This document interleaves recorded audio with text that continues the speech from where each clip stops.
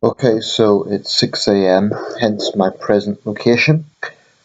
I woke up about half an hour ago with an agonizing pain to the side of my face.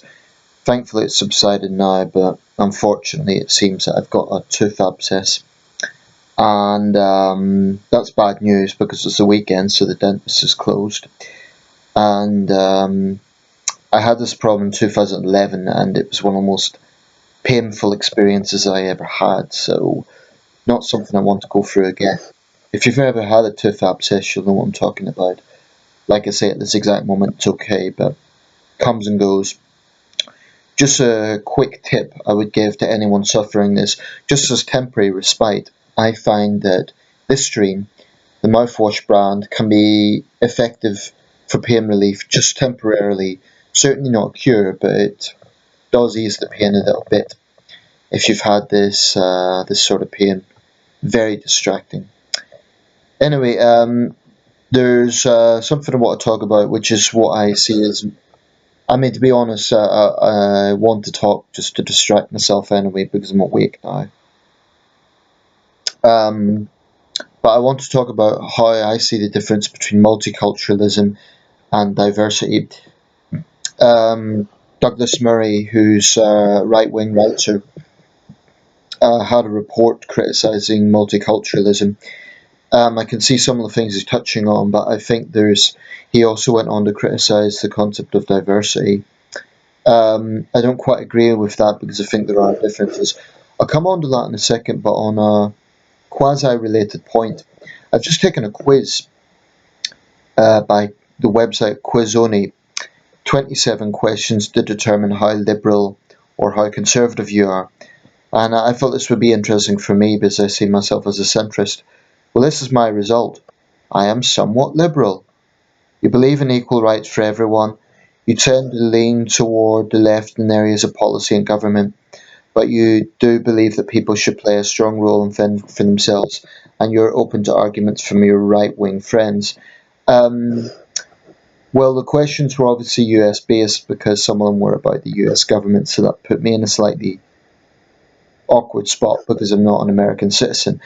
Um, the thing about these quizzes, and I've done similar ones before on the whole left right pendulum, they're okay, but they're never really an exact science. The problem with this quiz was it was somewhat repetitive. Some of the questions were similar. Um, some of them were yes and no answers, which the answer I wanted to give wasn't that simple. Um, so a lot of these quizzes have inherent flaws, which means the answer somewhat liberal. I wouldn't describe myself as a liberal. I can certainly see areas where I am more to the left, but yeah, it's just interesting. I think sometimes people take these and they agree with the results. Sometimes people question the results, but it's not an exact science. And the flaw with these sort of studies is they're never comprehensive enough to really sum up a person's whole ideology. So the questions asked don't cover everything, and if they did, it might be a different outcome. But that's that. Take that study and see what you think. Does it sum you up well or not? Okay, so multiculturalism and diversity. Um, Multiculturalism is definitely something I've changed my position on over the past sort of 10 years. I can't pinpoint an exact time, but when I was younger, I mean, I'm still young, I would like to think, but when I was in my late teens, I was quite ideological about this, and I kind of came from a perspective of almost utopian rosiness. Multiculturalism's nice, and everyone gets on, and I think it was shaped by the fact that I had been at an international youth camp. It was very happy memory, a very good experience. It was in the Netherlands, of course, which is I say of course, but you know, the Netherlands is known for being that sort of country. Anyway, I made friends from around the world. It was a very good experience. So that kind of shaped my ideology at that time. That multiculturalism is always a good thing. But to be honest, it was a bit naive. Since that time, I've seen the consequences of Islamist extremism and also other areas. Now I'm quite critical of state multiculturalism. I more or less agree with what David Cameron said in that regard. Um, I think the problem with state multiculturalism, that is the government imposing the notion that you could have this big melting pot of people and without having any sort of intervention, everyone's just going to get on. And that different social and cultural values can coexist without problems. I think that's very, very naive. And it's also wrong. Even if in theory it did work, it's wrong because you cannot have a parallel system in a society whereby, say, for example, what one part of the community would see as regressive is just appeased because it's done by a minority part of the community. Um, I mentioned this in a recent video, and I'll mention it again. When you have situations like so-called honor killings, and I don't think we should even call them that because it's cold-blooded murder, um, there's no rational way to condone something like that. The multicultural attitude really would be limited intervention because it's another culture. And and it is. There's no point pretending that it is just murder. It's cultural based murder.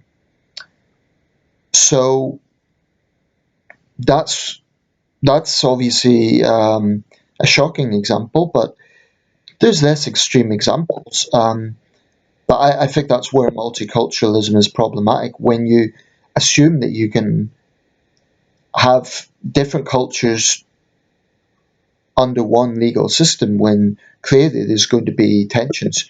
So, in that sense, I do think that we need to enforce our values.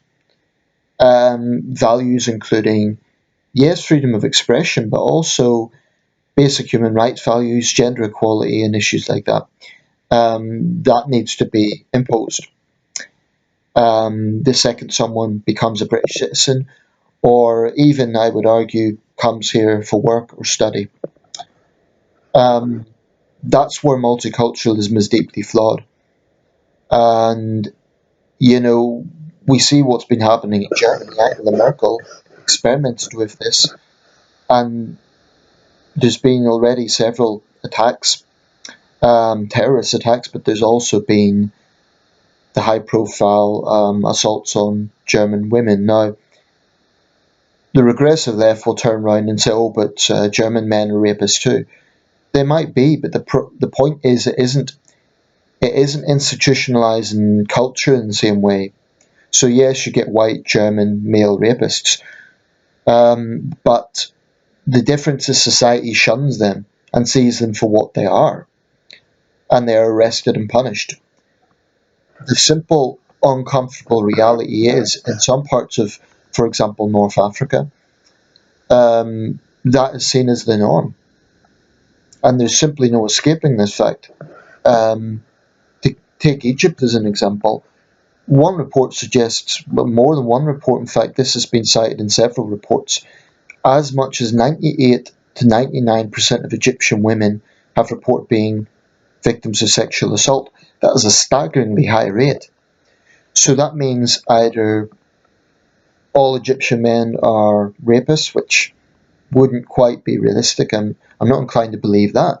But what it does indicate is that a significant proportion of Egyptian men think it's okay, and because there's no justice, therefore you get repeat offences. Um, Again, it's not to say you don't get rapists in Western liberal democracies, but it's the acceptance factor that is the issue, and I think that is a valid point of concern. Um, but it isn't just on these raw sort of crime issues and human rights issues. I do also see problems in other areas. If, for example, you get people who do not learn English, or they're in French or they're in Spanish, depending on the host nation, that causes inconvenience. It's not necessarily a human rights issue, but it causes inconvenience for everyone. For them, because it makes it hard for them to communicate with the bulk of people, and for others who, are trying to interact, whether it be in a place of business, whether it be in everyday life. So I do think that's problematic. I think if you're going to stay in a country for a significant period of time, you should at least attempt to learn the language. I mean, if I went to work in another country and I was working there for a significant period of time, I would definitely make an effort to learn the language. I think that's a given. Um, it's different if you are traveling somewhere for a few days, in which case picking up a few phrases is useful. I certainly wouldn't impose, rigidly learning English in that sense. So there's areas where it's also just practical. Um, I also take a dim view of people who complain about discrimination but make absolutely no effort to integrate. So they go to another country and they create a mini version, a micro version of their own culture or country, and they don't make any effort to integrate. I take a dim view of that. I think it's arrogant. I think um, it's just short sighted. If you're in another country, you need to respect what the mainstream culture of that country is, and if you don't like it, don't go to that country. I mean, I don't like mainstream Saudi culture, so that's precisely why I don't want to live in Saudi Arabia, because it would drive me to distraction being in a society that I individually cannot change. Um, so that's just something to put out there. Now, why is this different from diversity? I want to try and explain why I do think there is a difference. I think with multiculturalism, it implies, for example, a dual legal system. It implies accepting cultural norms that violate Western values, that violate human rights, and that to me is utterly unacceptable. Diversity to me is a different issue, and it isn't necessarily a bad thing. If you take a city like London, or New York City, or Toronto, or Paris, diversity has always been part of the fabric of those cities, always. In those cases, it has never, literally never, been kind of all whites and all homogenous cultural grouping. That has never been the case. And I'm not talking about the 20th century, I mean never. New York City was built by immigrants, and London, you had the tapestry of life from its very foundations. This isn't being politically correct, this is just historic reality. Um, so I think, with respect to Douglas Murray, attacking diversity underplays that very basic aspect. Um, for me, rejecting multiculturalism doesn't mean you then therefore go into blood and soil nationalism, which I'm very skeptical of, but also not just skeptical of, concerned about. I've always rejected that sort of blood and soil nationalism. But the other thing about diversity, it doesn't mean that people don't respect the laws of the land or they respect basic values. I think there could be diversity that is fine. It's harmless. Take for example Chinese New Year celebrations. Now that comes under diversity because it's diverse, it's different, but it's completely harmless. That doesn't hurt Western liberal values at all, and yet it is diversity. That's very different from something like honor killings. Likewise, I don't believe that. I believe that everyone should be able to speak at least a comprehensible level of English or whatever the language of the country is, but I don't think it should be enforced all the time. So it shouldn't be a case that people are constantly being watched that they speak fluent English. Um, that comes down to quite a controlling sort of approach, and I don't necessarily go along with that. So long as someone can speak comprehensible English or French or Spanish, that's the main thing. But I don't think it should be rigidly imposed all the time. Um, so yeah, I do think there's some clear differences between multiculturalism and diversity. Um, and I really don't see a problem with having a diverse society, with having people from all over the world, different faiths, different cultural backgrounds. The caveat has to be that the values of the host nation are not compromised, and that people do not bring in alternative systems, alternative values, which they then think are superior. So long as they understand that the values of the host nation come first, then I don't think diversity is a problem. And I think sometimes critics of multiculturalism go too far in the other direction, where they veer towards blood and soil nationalism. So for me, this is about simply common sense. I think multiculturalism definitely has serious problems, and we have to be realistic about this. Back in 2005, God, that's 13 years ago now, 12 years ago now, I was canvassing in the West Midlands in Birmingham. I saw firsthand the effects of multiculturalism in some more deprived parts of the city, and it was depressing. People didn't speak English. There were situations. I remember knocking on this one house. This was canvassing for a mainstream political party. Basically, you knock on people's doors and ask what things they're concerned about, um, who they may be voting for. They don't have to tell us, but it's just to garner basically data. And I remember knocking on one door, and a woman of South Asian appearance appeared. She wasn't wearing a hijab or anything like that, but when I asked what her concerns were, she said her husband answered for her, which took me by surprise. But that's the sort of situation I'm talking about. This was in a poor part of Birmingham. Now, whether the situation's changed now or not, I don't know. But that to me is why, I've seen that level of multiculturalism. I also remember around the same time, there were reports that there were teenagers in parts of the Black Country, which is just next to Birmingham, I think it was in Dudley, actually treating Osama bin Laden like some sort of cultural icon. Now, anyone who cannot see the problem with that really needs to, get up to date. So I do think there is a place for the government to intervene where there is clearly a regressive rejection of Western liberal values. That is something that needs to be, and by liberal values, I don't mean liberal so much in the political sense, more in the traditional liberal sense. Um, it is utterly unacceptable that in society you would have a parallel system whereby people totally reject the host nation. I take the blunt view: you either respect the country that you're in or you get the hell out.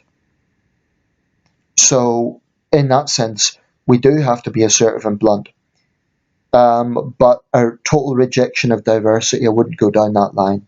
Because if we really take it to its extreme, if you have a total rejection of diversity, you're not going to have any Italian restaurants, Chinese restaurants, Indian restaurants. You're not going to be able to watch foreign films. If you take it to its extreme, you would actually have a very boring society. So I reject state multiculturalism, I don't reject diversity, and I do believe there's a difference. So let me know your thoughts. Is there a difference between multiculturalism and diversity? And referring to the first part of the video, have you taken one of these online tests? Were you surprised at the results? Etc. Let me know your thoughts. Thanks for watching.